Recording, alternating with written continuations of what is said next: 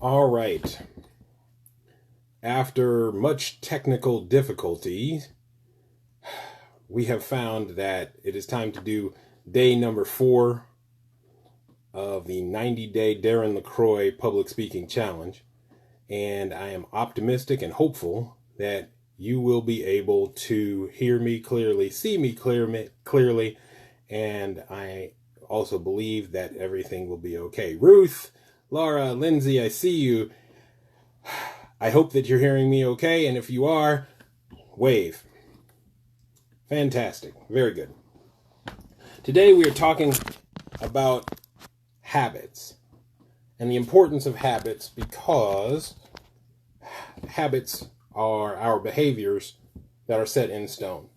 And if we look to change and improve, then we need to be able to change our habits. I have some bad habits, and I'm fairly certain everybody else does too.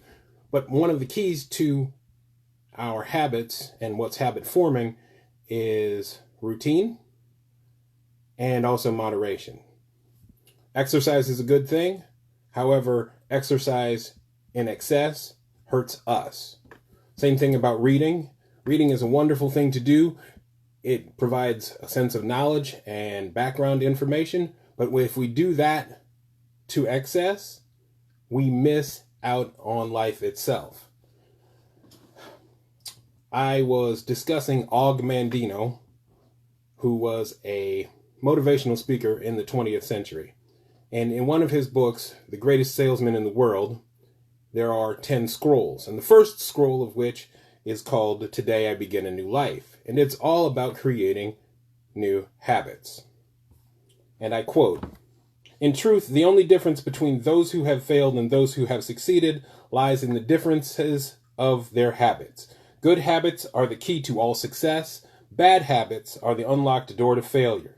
Thus, the first law I will obey, which precedeth all others, is, I will form good habits and become their slave.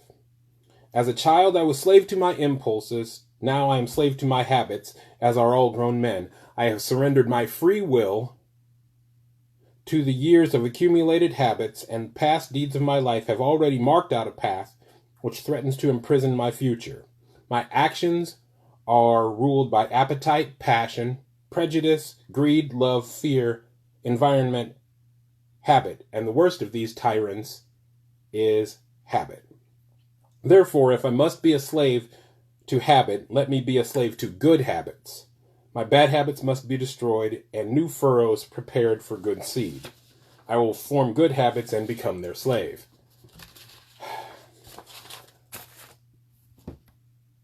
I am challenged by that because I don't know when to do these broadcasts.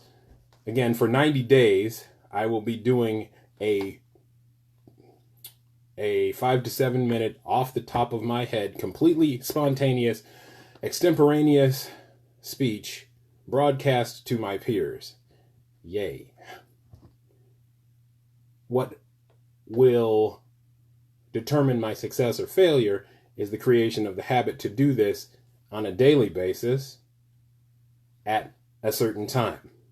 I get off work at 6:30 in the morning, and I'm usually in bed no later than 8 a.m. Do I do it when I get off work? I look like something that the cat drug in at that point of the day, or do I do it earlier or later in the day when it's most everyone else's night and I'm bright-eyed and bushy-tailed? Either way, I have to make a decision about that, because that will help create the habit. And as it becomes a routine, then I can follow it. What I often see, especially when I walk through the self-development portions of the bookstores, is lots and lots of information about how to organize your time, how to create good habits. Well, it has to start somewhere, and it has to start by making a commitment to do something, and then along the way, we begin to